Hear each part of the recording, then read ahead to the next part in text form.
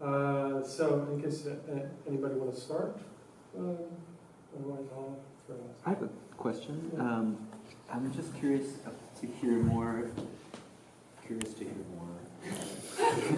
About the nature of the architecture that will be existing in the future, or even now possibly, and how. Just to explore how will the architecture be interactive.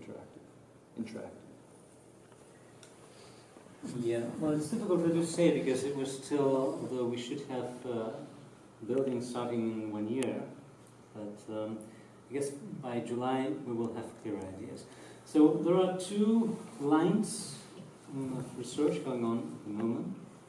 One is the more high-tech that TU Delft is developing. Hyperbody research group in TU Delft is specialized in interactive architecture. Cas Osterhuis was the head of that, has been defending and proposing interactive architecture in quite radical ways, at least in theory and projects, for quite some years, and he's there with Nimish Gloria in the project. So they are working on developing a frame for the structure which is a loop, so the infinite sign. It's a robotic loop of eight arms that twists, so it's an infinite infinity. It has infinite variations of the infinite sign. That should be like a frame supporting the skin of this future architecture.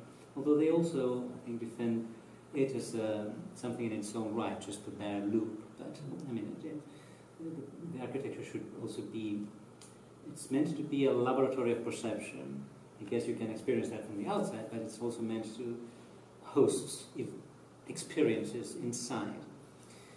So they are also going to, in July in the forum in Madrid, they will bring a first robotic prototype of this loop, and also 3 prototypes of skins, how interactive skins could work, which is a big challenge we really don't know yet.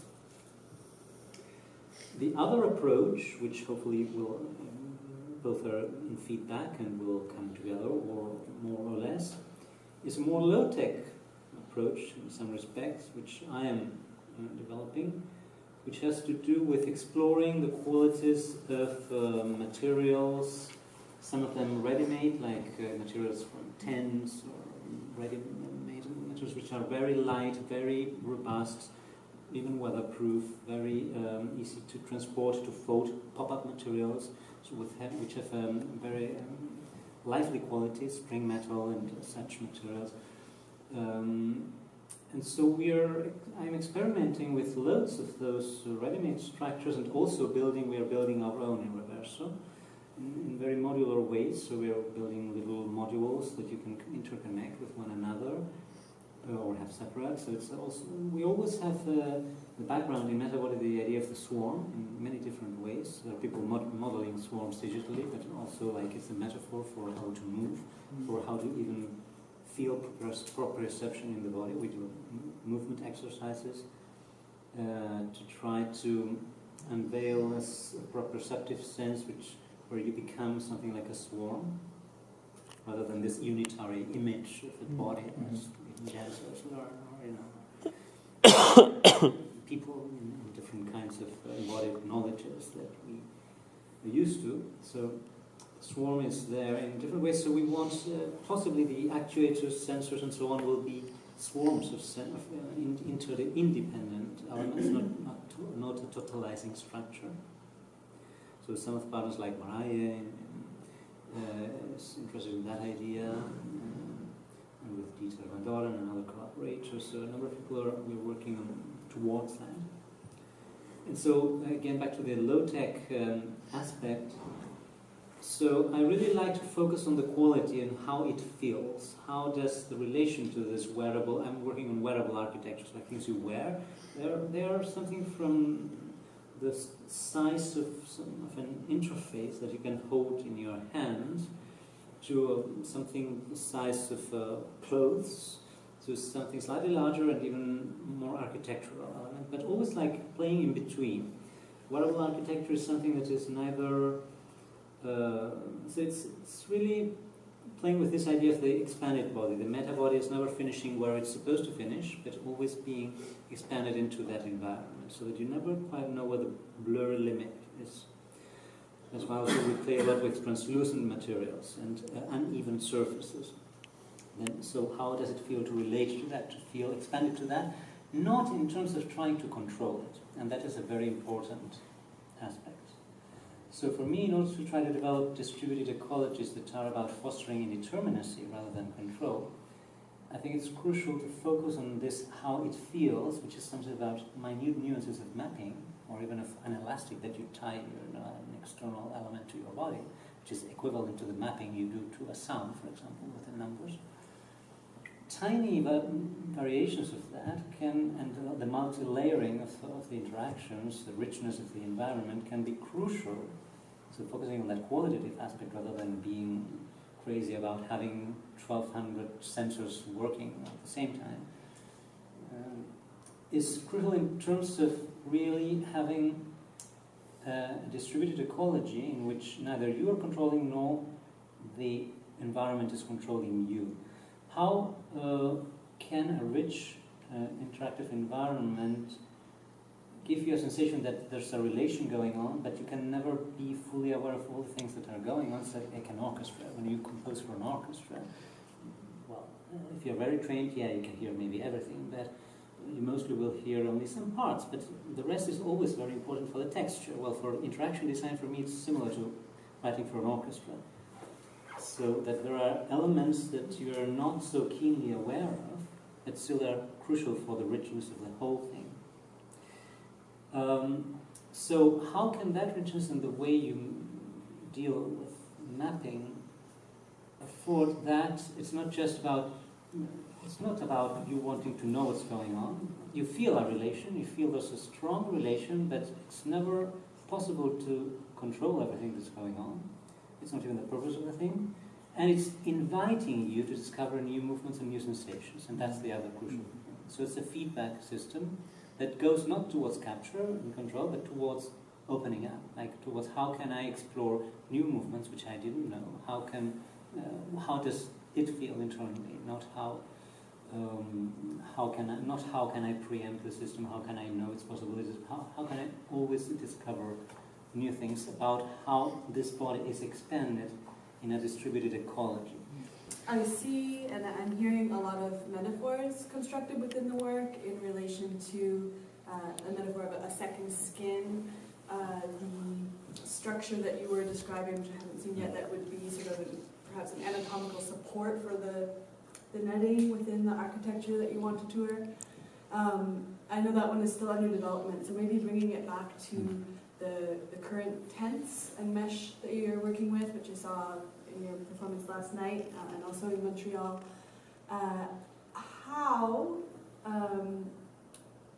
How for you are you experiencing, or how might you articulate the relationship between the different materialities of your body and this flesh and the idea of a second skin? Because I hear it, I can understand it as a metaphor, but what of these different sensations or ways of engagement that you're speaking of, does that bring for you? Very minor shifts of the whole modular elements that I'm connecting, radical shifts happen in perception, in how the body experiences itself, not as itself, but it's becoming other. It's becoming an otherness. It's how to mobilize an alien agency. Well, that happens all the time. For example, when I work with the micro cameras on the skin, the Microtechnics project, and now I'm starting, for example, to use mini projectors on the body, so that also not just the eyes are moving and this macro blurry vision that the cameras are seeing, and lights also that are moving and changing radically what's going on, but even the projection itself is part of how this is moving, and as a kind of perceptual loop or proprioceptive system that's expanded then also.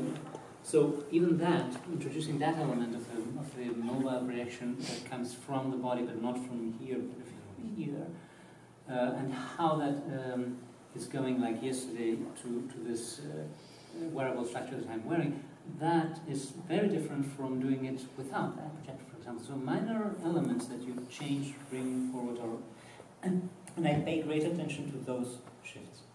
How does that really feel radically different from a different configuration of the instrument? I think it was an instrument. So yeah, for me it's all about focusing on those differences and see what's going on and how it moves you to new things. You think of it as an instrument? Yes, everything I do, I think always in terms of instrument making. Oh.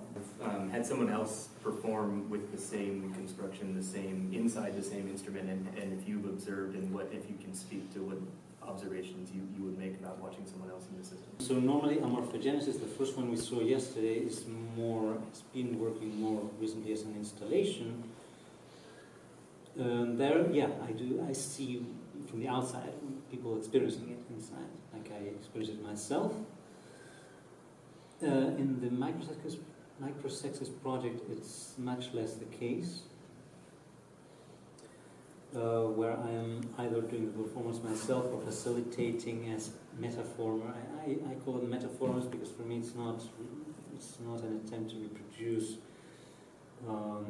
It's not focusing on content and trying to do away with the spectacular distance of looking at something from an outside. So it's more about facilitating an experience. How does the body experience that perceptual shift?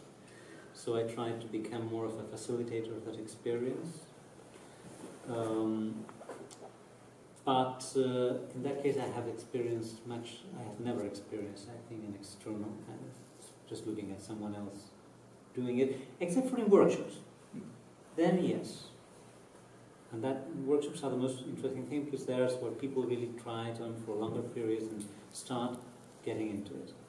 So yeah, so it's very different, I guess. Yeah, it's a different world, experiencing it yourself or looking at someone experiencing it. It's a different reality. So that's why I like to focus more on your own experience. Sometimes though, it's being a different reality. It's interesting, and it's not bad. It's good. We can have that other reality going on as well. But just being aware, I think, of the very radical difference between one thing and the other. Everyone has mentioned control, right? And we're all, in a sense, operating subversively to certain kind of machinic controls. And whether you set up sound, or maybe it's your plastic bag, or maybe it's which thing goes on the screen. For example, what I'm trying to get to, we mentioned the glitch, and I'm interested not so much in the glitch as much as have you as characters, anyone here, met control at a certain point where you're trying for that indeterminacy, but you realize that there's another kind of control you can have over control. So your whole system is set up a certain way, but you can use that system to not so much make it meta or make it other, but it's an activist, in a sense, use of the controlled systems. So for example, with the heartbeat, I'm really curious about what happened there. With the setting up the piano, the certain kinds of things, which kinds of things did you have to, in a sense, determine to have that sort of democracy of indeterminacy?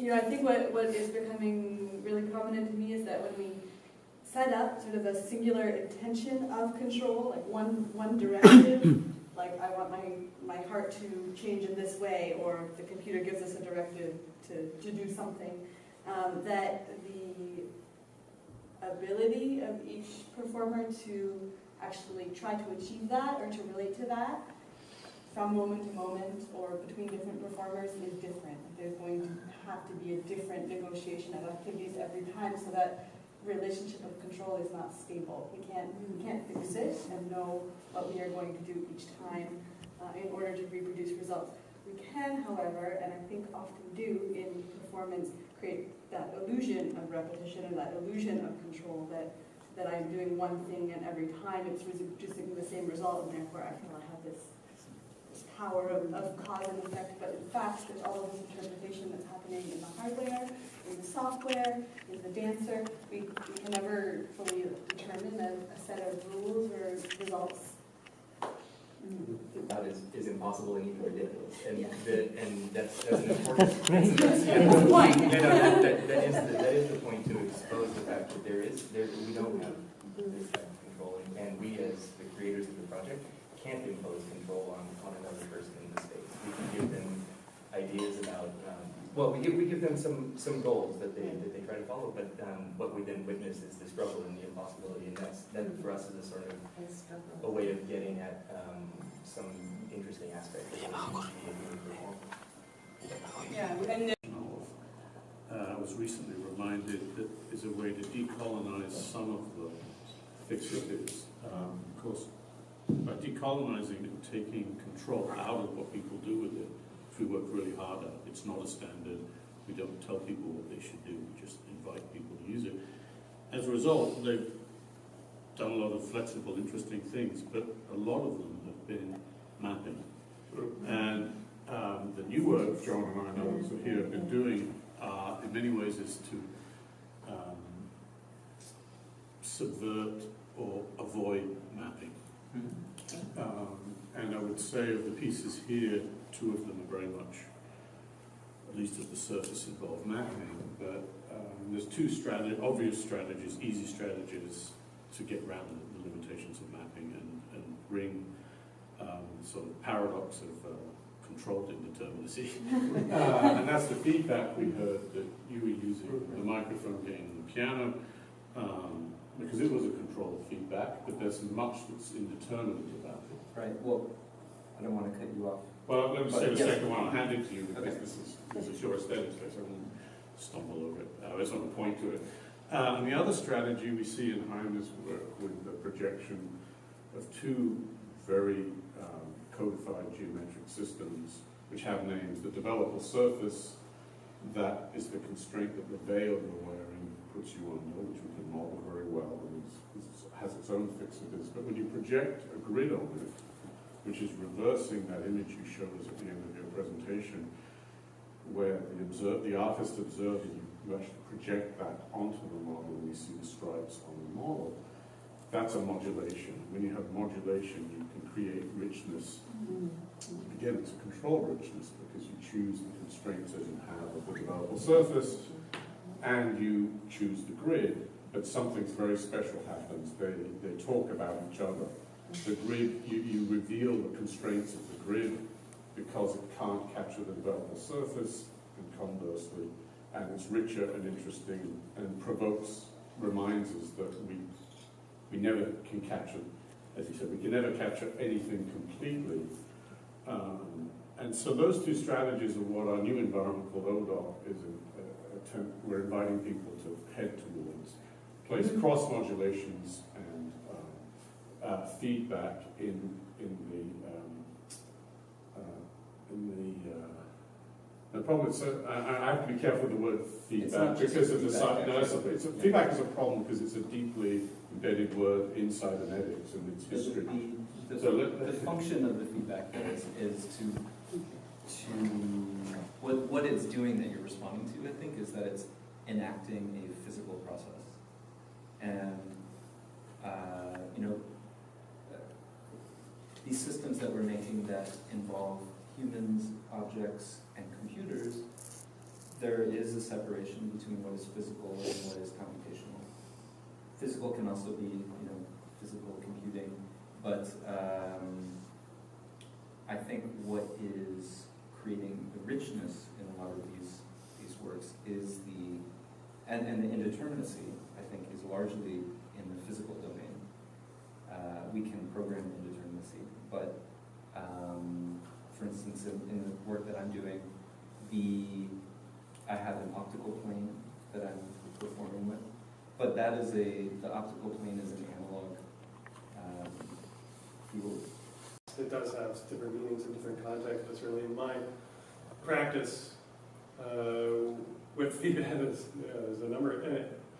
I was going to say that it's quite a bit different when I'm dealing with audio rather than, say, feedback with my students in a discussion, but actually it's often quite the same thing, that there does need to be a certain amount of control because there's always this tipping point, right, at which point it just goes into self-oscillation or whatever it does. The students howl at you. And the students, they howl, exactly. They just suddenly start screaming loudly. So I don't know. It's just a there's indeterminacy. There's something I love about feedback states, and that there's always a lot that I don't know, but I do know that if I'm not careful, it will go into a state in which it's no longer determined. It just is that thing. So it requires a certain layer of governing and control to make sure things get done. Right. Yeah. But I'm certainly curious, and maybe we can come back to ODOT and the interrelation, cross-modulation is a really interesting idea. I mean, in my artistic practice, the stuff that we've done with interactivity, we're still at the stage where just sort of one-to-one interactivity, similar to Robert's system, is so viscerally exciting as a mover and as a sound maker. To be able to do both and know what's going on is something that's hard to give up in a way. And so I guess I want to understand better what is the impetus then to move to something that challenges that desire to have a direct sense of what I'm going to get out of it. I mean, I wouldn't say that it's always that I want predictability, but there's a certain point, there's a tipping point at which if I don't have some sense of what's going on, then it's like, well, what am I doing? How do I know that I'm doing anything? What is any relationship with that? With mapping, you can transform from one sense modality to another. You can get from movement to sound. But I think that most of the time that's experienced as amplification or reduction, both of which are interesting. And they actually put in together the virtuosic, which you might want to be, because you're expected to be as a performer, but you might not want the peculiarities and limitations of the movement exaggerated. And so this is a double-edged sword. And in my view, sometimes you'll find me talk about I can do, it can be. I mean, I talk too much about that. But there's a way in which people get burnt out on it. If we can all amplify our gestures into huge things, it comes about amplifying personal power. But one of the things about modulations is that it kind of takes two to tango. You're modulating something with something else, so you then have relationality. The same thing with feedback, you have special relationship with time, because the system, as the piano, carries with it everything about Western music and piano builders, and it's held in there. It's deferred agency of millennia of musical thinking and practice, and when you excite it, you're able to invoke all that. So it becomes amplifying, of course, when you play pianoforte, you can make it loud, but it's loud in a rich way, bringing in the ghost and the machine. Maybe see it a little differently than some here, and in that my priority in making the systems that we do is that they, interactive systems, is that the user has a engaging experience immediately and over time. But in our case it is, and it sort of must be. That's just based on the fact that we're practitioners. We're in the field and we work with people and we want this device to be useful to them. Good. So what we've learned is that this tipping point comes real soon,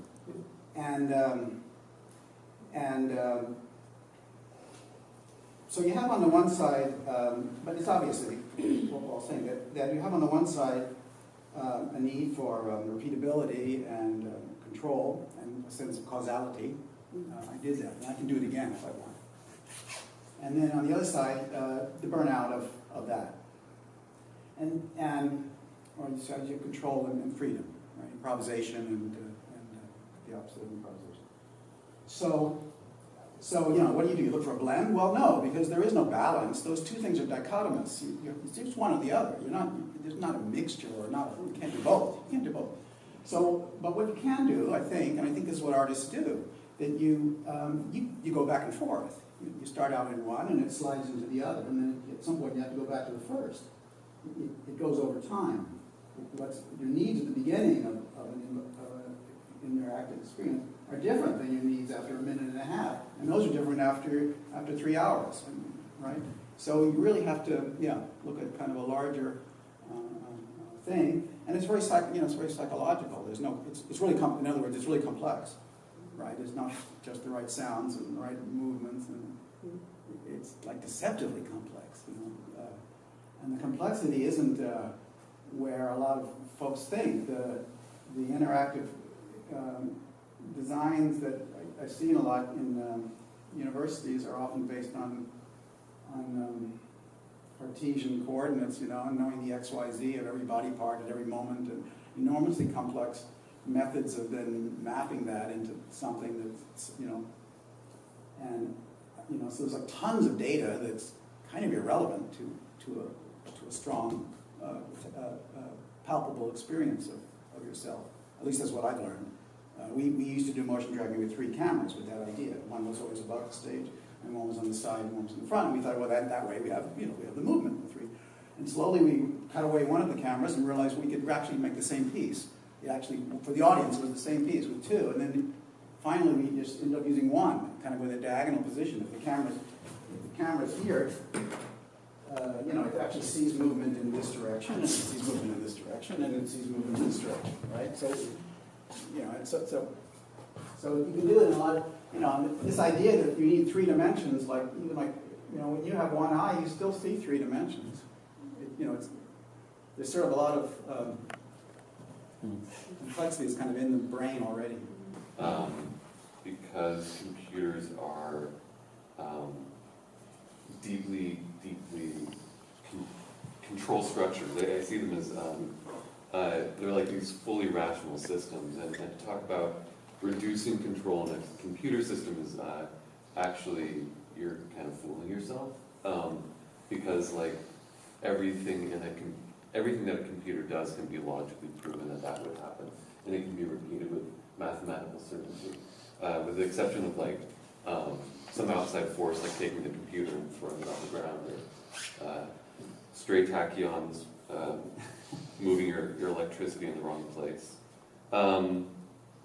And I think there are also systems of patriarchal control, because they're largely, they're originally built by a lot of women who were involved in their construction, and they were taken over by capitalist white male culture that's really gone wild with them, and a lot of the systems that Jaime talks about in terms of like the new technology cultures or economies controlling us through big data and so on. So to me, it's like, I think the idea of reducing control is actually, not to insult anybody, but maybe a little bit naive. And I think it's more about transferring control. And this comes back to my work with Anna Halpern, who's doing very similar stuff, but just with dance. And there, she's not really like, she's very much about giving up her control over the piece, but that doesn't mean that the control just disappears. It means that she's transferring that control and that power to the dancer. Yeah. With particular organizations of perception. So I don't think control is embedded in reality at large. It's part of particular organizations of perception that afford it. So for me, trying to challenge it or clear it or whatever, or work through it or with it, implies understanding some of those multi-layered perceptual structures that underlie. For example, one of the things that I normally take into consideration is never to use manual control. So I never take a sensor with my hand. Why? Because I think historically control affordances have been construed in terms of a particular alignment of manual control and visual control. That triangular relation of the perspective of a window is a typical control affordance. So it's not universal. We've learned that. It's particular history. And there are no universals. Everything has a history, but it's complex histories. We don't ever know the full history. I think that's one major history. So then we understand some of that, we can maybe try to see what happens if you are starting to disseminate the interface in the body, not the hands, not the visual alignment, but placing the cameras here, placing the sensors here and there, and starting to see how it feels. So not again trying to reproduce your typical movements or trying to control. So again, the intentionality is not a crucial aspect. If you design a system that invites people to control the situation, then again, of course, you're also reproducing some kind of, although some of the displacements of the sensors in the body might invite them to discover new movements, but what invitation there is in the situation is another crucial aspect. Is there an intention and an invitation to say, well, you get scores, you get points if you manage to imitate the avatar, or you explore the emergence of swarm sensations in the body as it is expanded in a distributed system of relations which you are never in control of. So it's a different intentionality. So all these elements are crucial. Understanding the perceptual apparatus, the control of organs, and that takes us to another aspect of control, which for me is a very important one. And here I have had tremendous debates with people, so please feel free to jump into the thing, because my particular concern, almost obsession, is with form. As an antiplatonic, my enemy is form. Now, of course, many people believe, and you're welcome to be one of them, that form is a fundamental aspect of reality and a piece of our brain structures, and that we can do away with it whatever we do in our lives, or forever. I don't think so. I think form, for me, is an effect of the perceptual condition. In other words, so what I ask myself, first of all, is what are the specific, highly sophisticated perceptual conditions in which something cultural, I mean perceptual means middle layers of culture, as you said with the piano. Metabody, some of the metabody of the piano is all this history of writings and performance. Again, what are the conditions, the very sophisticated conditions in which something can be perceived and understood as a form, or even in which the notion of form can be formed? Again, I said before, this is linked to a history of visual perception, dominant alignments of perception and vision. The Greeks were particularly crystallized at a certain period, and now became more and more complex. So I'm trying to say that for me, form is not an ontological substrate of reality, it's an effect of particular histories of perception. And it's an instrument of particular regimes of power, of imperial regimes of power, not just Western. So that's my opinion. Of course, feel free to just jump again and say, no, form is there and must always be there. I don't think so. So again, form I think is linked to a particular visual tradition in which form points to a certain fixity, even if it's a changing fixity, like in information networks, forms are modulating all the time, but still, even at the level of moment, of momentary form, it is a fixed pattern linked to a notion of visual shape, even if it is sound, even if it is multisensory or tactile. I think it is unthinkable, this is my contentious proposal, without the relation it has to this tradition of visual perception that tries to fix movement. So form is an attempt, a historical attempt to fix movement into something that can be subjected to some kind of control. Control is quite a modern concept, can't universalize it. I was talking about it in my talk, sorry. It links to a Platonic tradition and so on, but anyway. So, what are the conditions for the form? And then if you start operating in a different kind of, facilitating a different kind of perceptual system or perceptual relations which are not replicating those particular visual alignments and rationalizations of perception that make form possible, then maybe things are going on that are not going through form production. Now, form production for me is the ontological substrate of control. And this again could be subject of debate, is it or is it not? I think it is. I think information networks, big data, for example, is about patterning processes.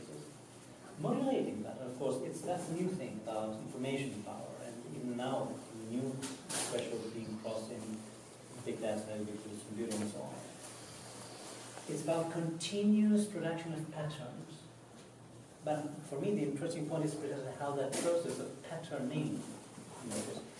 Some people might argue, oh no, patterns are there, we just pick them up. I don't think so. What's there for me, what's there is movement, but movement is not a pattern. How does movement become a pattern? That is the process I want to understand, because it can happen in many ways, but it's happening anyway. So sensors, we are flooded in sensors, in billions of sensors. The planet is now flooded. It will be more and more and more. Because, there are now protocols for the internet which contemplate septillion addresses, like every atom of the planet would have 100 internet addresses. That's what the Internet of Things is pointing, at least, maybe even further. So imagine nanotechnology. So, yeah, I mean, this is serious. You can find in Cisco systems pages about the planetary skin. The conferences are called trillions of Sorry? They have conferences about trillions of things and how to label them and move information. Exactly. So it's going in there. We're still, as Feynman would say, there's still plenty of ground at the bottom. Nanotech. We can't even yet imagine what can be done. So, but still, of course, the mainstream is going in the direction of increasing preemption, virtual control, and so on. So, anyway, all of that, for me, has to do with patterning process. All of that. And we might disagree. Someone might end up saying, no, there's something even further.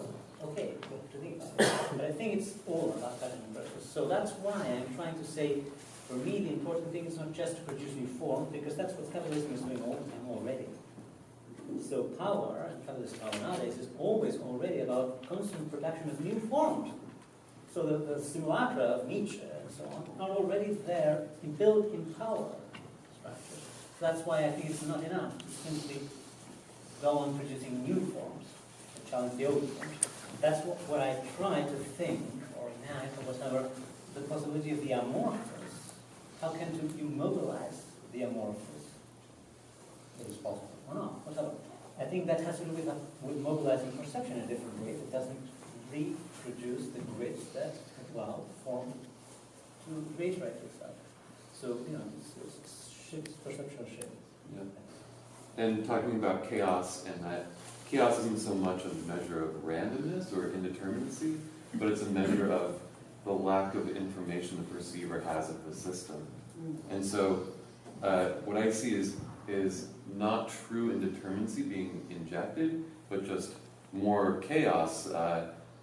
So with these very complex mappings and mappings upon mappings, the audience and the performer just have less information about the system and the forces that are acting on it. Well, according to Shannon, it would be more information, because the radical term that Shannon performs is to invert the relation with entropy and information. So for him, more entropy is more information, and that's yes, there's more information in the system. There's only so much you can digest. Right.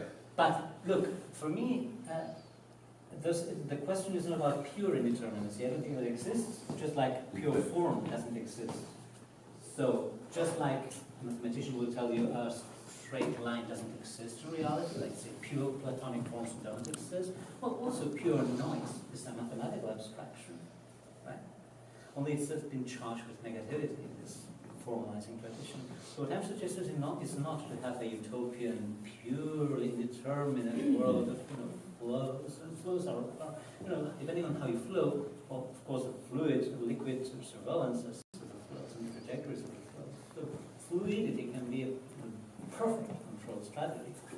So I'm not talking about pure fluidity. I'm not talking about pure indeterminacy. I'm talking about it's an art of interpretation. It's always quite complex. You can never say black and white, or everything is bad, or everything is good, or we are here in an indeterminate situation. No, I mean each one of us has got built-in metabodies, alignments of power, relations, whatever. So I can start at least interpreting the situation here now, or later on, or whatever, and see what problematic alignments do I feel around, and how could I infuse a little bit more open-endedness in that field of relations. So it's always quite contextual and discrete, subtle, small. I like Epicurus' concept of the Kleineman. And the Kleineman was Epicurus' account of how novelty comes up in the world because the atoms are always having infinitesimal deviations from their trajectories. Not that I believe in atomism, but I like the concept, right? How can we facilitate a bit more those infinitesimal micro deviations in our movements? Yeah. Operationalized in open sound control and over, because it came about because of a concern about. Using it like crazy, Yes. I'm keen to talk about how. The particular thing I want to point to is that I was concerned that if you send, it comes from intersubjectivity. I think some of the way you can get to morphogenesis is by noticing that two people need to talk about the moon. They're going to talk about whiteness, they're going to put each other in the same, swap places, and we arrive at thinking of something that's dynamic, changes shape. We arrive at temporary production of form by moving our bodies, by speaking. So let's just assume that something like that is perhaps a way to arrive dynamically at morphogenesis and know these things are temporary stabilizations to allow us to do something together. OSC operationalizes that because instead of talking about the moon in terms of counting luminosity somewhere, it encourages you to name things, and it makes this intersubjectivity explicit. As messages move between the two entities wanting to talk about the moon, you have an explicit name. And this pairing of names and values means that, and the fact that there's no place there's no registry anywhere that I know of, no present one, which mandates what those name value mappings are. They're produced locally for immediate needs. So I think I'm not solving the kind of challenge you're doing, but it provides some leverage. The idea of having control or holding control, or that I liked what you used in terms of a perceptual organization that leads to the idea of control. But I would like to place focus on control as something that we are doing, something that is active in a process. And even when there are aspects of a mapping or of a system that are predetermined, I would question then how within that system that is determined, or in an attempt to control a performer or ourselves, how then does the live experience of that performer continue to subvert whatever predeterminacies we tried to make? Because I would start from the premise that we can't fully determine the body, we can't reduce the body to data, no matter how many sensors we have. So one example that came up the other day was, Lisa was mentioning inside of Robert's system, multiple performers moving in and out of the system, and the camera becomes confused about whose body is whose or what a body is. And I worked a lot with John and Adrian with the Connect, and sometimes the Connect thinks my head is my foot or my hand is, I don't know what, my hip. And to me, that's super interesting. We made a certain model of what the body is or how the body interacts with the environment and where it begins and ends. But I think there are interesting strategies inside of creative process and performance and interpretation in this engagement with the system where it's an illusion that control is singular inside the system. No matter what we do, it's always shared. Or anything, but it gets pushed into different areas, and you can see that there's control on the part of the people who constructed the device or the software. There's control on the part of the person who decides how to interact with that software at the moment. I think that's really interesting. To continue about it, there's a question too about, just to go back to the idea of mappings and one-to-one reproducibility especially. I can imagine being in this system of Robert's where one of the most fascinating parts of it is that I can control it through being as still as possible and making a very small movement, right? And I can make it reproducible.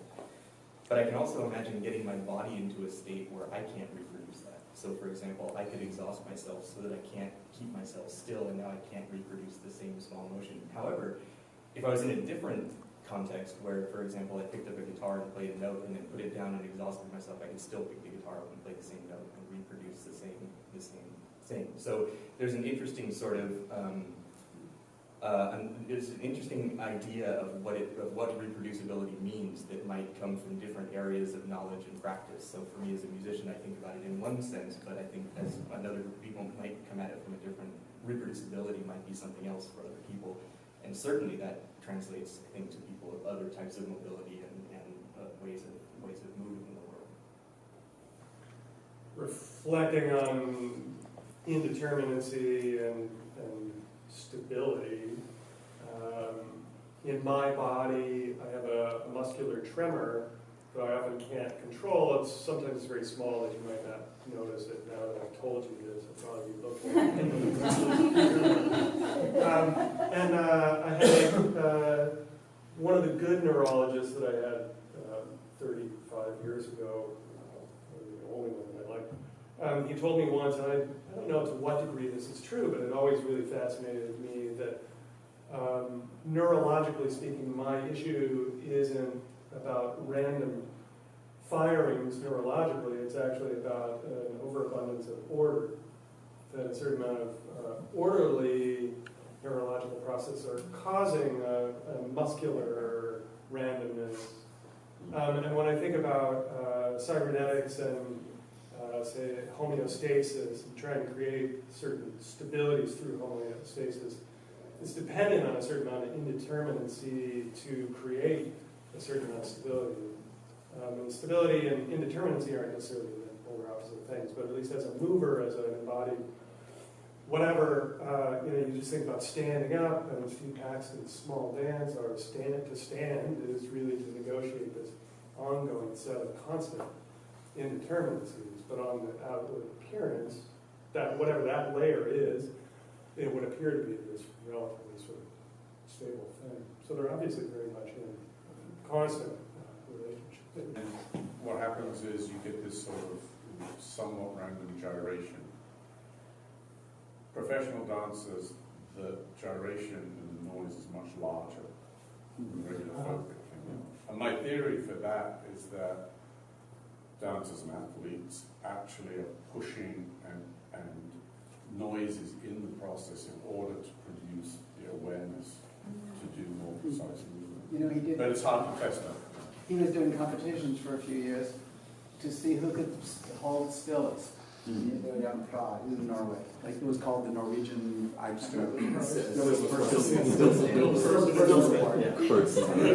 had like hundreds of people try to not move for a certain amount of time, and it's in a millimeter range. Everyone moves, obviously, everyone moves, right? So it's just a question of how many millimeters. So, so you can measure movement in different ways, obviously the range of, but the winner was not a dancer or an athlete or a mime or something, right? It was some guy, I can't remember. For those that have come in late, actually, Sarah Kraft is here. Just bring that up. We're holding this, recording us, and it makes us look, puts us in, yes, I am now in control because I'm holding the control. I was wondering if there's a way that we can go back to reflecting on the work that, for those of you that were here, that we shared, and so on and so forth, as partly a way of just returning to all of this from really the artist's perspective. And there's a lot going on here. All of this stuff is amazing to me and quite brilliant. But as someone who makes work to be seen and engaged with, I also have to be very thoughtful about to what degree are the people that are going to come see the thing that I or that Lisa makes or that we make are going to have any way of understanding or enjoying whatever their experience is. I can't help but worry about that. And so as we get into these more sort of, as we move into this desire towards really pretty radically shifting away from the histories of how performance is engaged with and the relationship between art and observer and so on, how do we move forward? How do we actually make progress in terms of being able to do that but be able to engage people in a way that they can make sense out of the work and actually have the experience that we want them to have, so that all of this has some sort of purpose ultimately, other than just wonderful philosophical discussion. I wanted to bring it back to space, that actual spaces with actual people working in them is the way I see it going forward. Having done a lot of things with theoretical kind of people working in computer engineering and design, and having a lot of theoretical things going forward, but not having it actuated in a place, and working group and people coming together and doing it, it doesn't really go anywhere. And so I just want to root it in that part of what's great is that that we have this space, and then I want to encourage it to continue, and then through actual sites and spaces and networks of these spaces, change can happen. In the arts, we don't often have access to it, or don't have ways of making these laboratories. And so for me, the big next step is to get universities or institutions or structures to support making spaces. So I just want to bring it back to the actual buildings and things that support this work. Because data currently have a very strong ontological dimension in terms of them being taken for a true representation of reality, in which truth lies, and which becomes more important than what they are pretending to represent. I mean, of course, this is not always, but I mean, as a general cultural belief, I think this is part of the religion of our time. It's a true religion. I think it's a perceptual. In the Western world, I mean. Yeah, but I think the Western world is, I mean, who is more advanced in that? Maybe in Tokyo and Seoul, they are more advanced than us in the Western technology sense of, dealing with data. I don't know. So, what is the West nowadays? It's difficult to say. Okay. Just so many centuries of colonization, right? But yeah. So I think that is a dominant cultural belief, which I think is the dominant religion. I don't believe neither in the fact that data are representing anything at all. I think they are generating a new kind of reality, and this is very clear in the movement I was speaking right now. Nor do I believe that we should place the reality of data above any other kind of reality, which is the tendency in data-centric worlds. We live in a data-centric world. So what do I suggest? Well, I think data can be understood as not as the given, but as giving you connections, giving you new kinds of reality that are not above other kinds of reality in a hierarchy, but are expanding the one you have. If you don't, so if you take them for a representation, it's always going to be reductive. So the movement you do, of course, the Kinect is never going to feel like you feel the movement. That's totally ridiculous. It's always going to be reductive in any case or the other. And I don't think it's a quantitative issue. I think more sensors.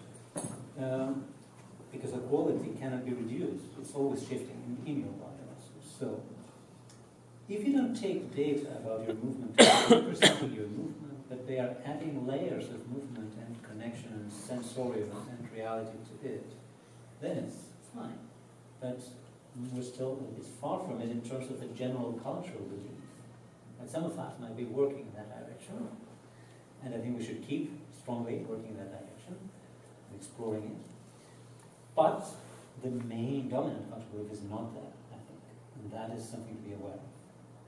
So in relation to what you were just saying, and maybe part of what I was just saying, things about artist, audience, engagement, audience, participant, whatever, user, all of what you're saying is really interesting, but there still needs to be a way for the participant, the audience member, to understand how to interpret that, all of those layers of data. Presumably, if the performer is doing something which the data is extending or transforming or morphing. No, I was mentioning before or yesterday maybe, I don't work with audience. I'm not a performer. I do metaformance, which means you don't have an audience, you have a body experiencing the first person perceptual shift.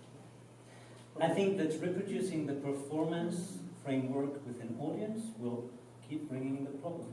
Because the performative framework is itself a perceptual apparatus. Okay. That's a really interesting point of view, which has its own challenges. Of course, I did something here with an audience yesterday, but hopefully today we can go further. I mean, I totally agree with the performance, especially in proscenium, and traditional performance is highly problematic. But, I mean, I think also, again, to bring it back to Shannon, because I just love Shannon, so he defines communication, like there's various levels of successful communication, and like there's that, I forget what I think there's 4, there's like, one is that the message was received, and then the final step is that the message was actually understood in the intended way.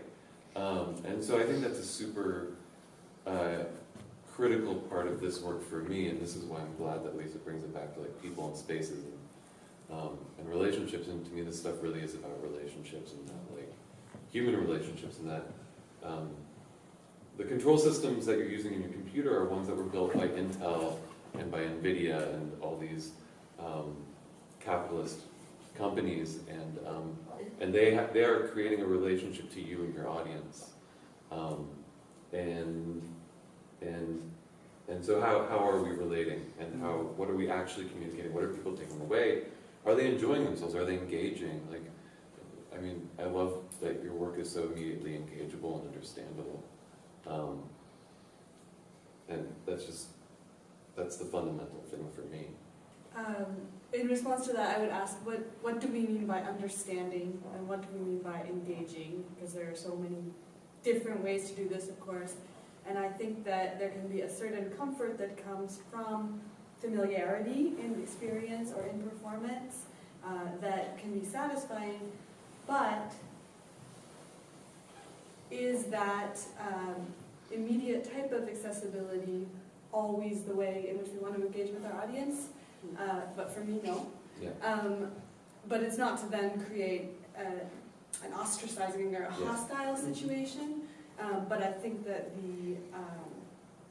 an over-focus on accessibility or immediate gratification in performance or in entertainment can lead to a reproduction of normative values, normative experience, normative movement,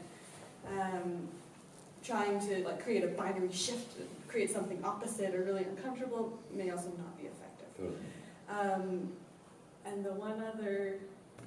I think there's a huge tolerance and fascination with the non sequitur and the bizarre thing that I didn't expect, and the glitch. And once you have laid down some, once you've laid down some framework, once I know my hand does something, and well, it did something else, that only starts to. Did you get what I was saying? What happens if someone enters your system of mappings, and this is not just for you, this is more general, and is behaving in a way that is not intended or that does not match the mappings that have been and all hell breaks loose sometimes. Designated. What do you do? Do you then direct that person to move in a different way? Do you? What do you do?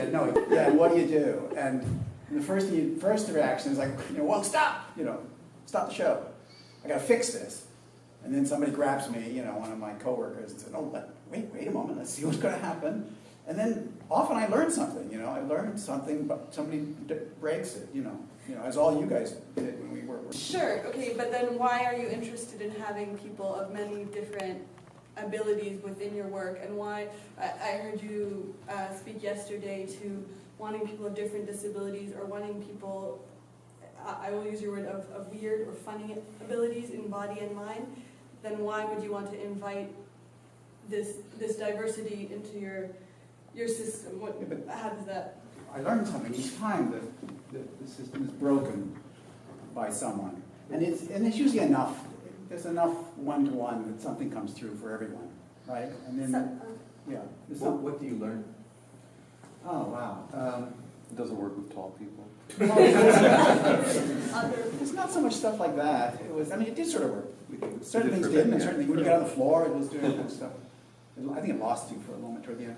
but, I mean, that's of course stupid, but what kind of things did I learn? Wow. God, like, okay, there was a girl who, I mean, just sort of try to think of examples, because there's sort of tons of them. Okay, there was a girl who couldn't speak, her problem was vocalizing. She couldn't speak much, make sounds, one of her problems. But she was making sounds with her body, and then she started making sounds with her mouth, so she somehow connected the idea, I'm making sound, and she started vocalizing, right? It sort of released her sense of herself as a vocalizer, you know. So it wasn't at all what the system was intended to do.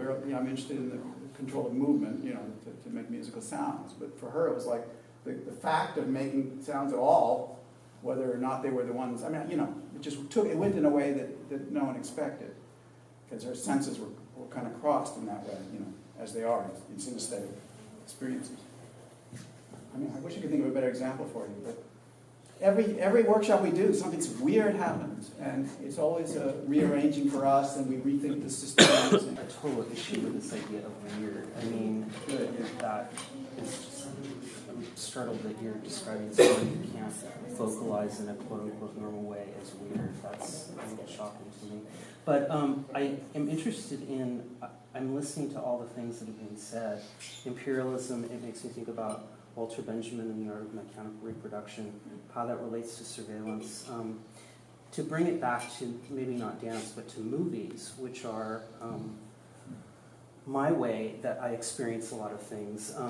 The Avengers I saw recently, and it's really interesting because it puts forth, you're talking about this platonic, you know, that mirror, right? It's the ultimate in that. You put on glasses and you enter into what is essentially an early version of virtual reality, right? And it's endlessly, and I was thinking about it in terms of Walter Benjamin, it's filled with action, yet it's very monotonous because it's repeated over and over and over. It never changes. The atomic order that you talked about being disordered never happens. It's exactly the same if you come in. And it's also encoded with messages of fascism that I was just like, wow, this is the future. This is, we're all going to be, Robert Downey Jr. is leading us to somewhere. And I guess in terms of bodies, that then becomes, you know, because we live in a time where, you know, black bodies are being, you know, assaulted and killed. Like, how does what you're talking about relate to, you know, in America, where black bodies are encoded as with slavery? Like, how do you take that apart? And how do you take all these things, these systems apart without being sort of, because ultimately capitalism is insatiable and it's going to like suck everything that you do up and find a way to profit from it. How do you, in all of these processes, whatever they are, how do you produce something that is encoded with strategies of resistance and disruption and, like I said, short-circuiting? Those are key questions for me all the time, and very, very important ones and difficult ones. I think I have answers, but I experiment in relation to them all the time. So yeah, thanks for bringing them. So my take so far, I mean, I'm a pluralist, so I'm an activist also. I demonstrations, queer activism, environmental activism, I've done lots of things. So I think many things. What do you mean by queer? Do you mean homosexual? So, no. Okay. No, far beyond that definition, I think. That would be a long discussion, but I've been more into the kinds of movements that have been questioning gender binaries or any kind of category relating to sexual orientation or such things. But what I do now is, in fact, I call sometimes post-queer, because it's about challenging the perceptual substrate of, for example, of the possibility to reduce the body to an anatomy, which is one of the substrates of binary sex constructs. I mean, this would be a huge discussion that we can talk about it if you want. Right? So my take in relation to this project, to that political big issue, is the following. So I'm interested in the kinds of subtle disruptions of the way categories are perceived, whether racial, sexual, specific perceptual histories. Again, I take it to that. Right? So where is the perceptual ground of the possibility to categorize people in terms of the color of the skin and of race? That has a specific history, colonialized, that many people have worked with that, right? That's part of the history of state racism, for example, and biometrics is part of that. It's a huge extension of that. Biometrics takes that to everything. It's a categorization of every possible thing about you, especially nowadays emotions. So I think that what needs to be, what I need to research deeper is what is the perceptual, ontological substrate of any kind of categorization, which has sometimes an anatomical history. One would have to understand this history of biometrics, of state racism, of the biologization of the body. That's a very big issue that Foucault analyzed, like how, especially since the 18th century, there's a strong movement of trying to reduce the body to a biological entity that can be measured. And finally, and some people have called that, Mark Seltzer, it's called that dematerialized materialism, because that apparent reduction of the body to a material entity allows its abstraction. It becomes abstract numbers, right? That has, again, a huge history. So, what I'm interested in is, on the one hand, to understand all those huge perceptual substrates that allow bodies to be reduced to numbers, to categories, to labels. They have huge histories behind. Even, for example, at the birth, I think, of this Western history of dualistic perceptions, Plato, Aristotle, they were at the onset of a slave society, and that was crucial to the way they articulated perception. That has been already researched quite a bit. So there are many things there. So on the one hand, I'm trying to understand, so I cannot give so many responses before deepening into these things which I think have been very underestimated and under-researched so far. And then my response to that is, again, if I try to understand the movements that underlie those perceptions that sustain all those multi-layered systems of categorization and so on and so forth, then how can I subtly disalign those different layers and alignments of perception that ground? And I am personally nowadays interested in subtle disalignments rather than big confrontations, because I think that can go on and has been done for quite a few decades now. And we have discursive blocks of meaning, and we'll have one, and we do maybe, like in queer theory, one would speak of discursive displacements in which, like the very term queer, if I appropriate it in first person, then it becomes what kind of a very different kind than just insulting someone with it. So all these reappropriations of language are fine, but they are already operating with established blocks of meaning. I'm interested in the subtle infinitesimal variations of language, like every iteration of language is mutating language. Every gesture is mutating language. What happens with that? What happens if we focus on the power, the disaligning power, or the anti-power, whatever, of those dynamics, of those infinitesimal variations? If we stop believing in the universal meaning of words, which is again this totalitarian construct, and we start realizing how every infinitesimal variation of gesture, of voice, and so on, of this polyricity of the body is mutating meanings, is disseminating forces that affect and are affected in differential ways, then we can start to generate a field for politics which is totally, not totally different, but I think more subtle, deeper, than just operating in the given frameworks of discourse, which is what I think has been happening for decades now. And I think that is totally obsolete. Sorry.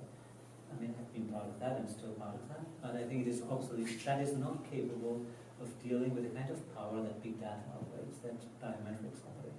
That's something else. And we still need to invent ways to resist that.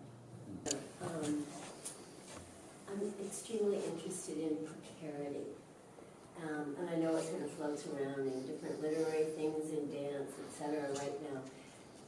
But I was thinking of, and this is sort of a Lisa thing, okay?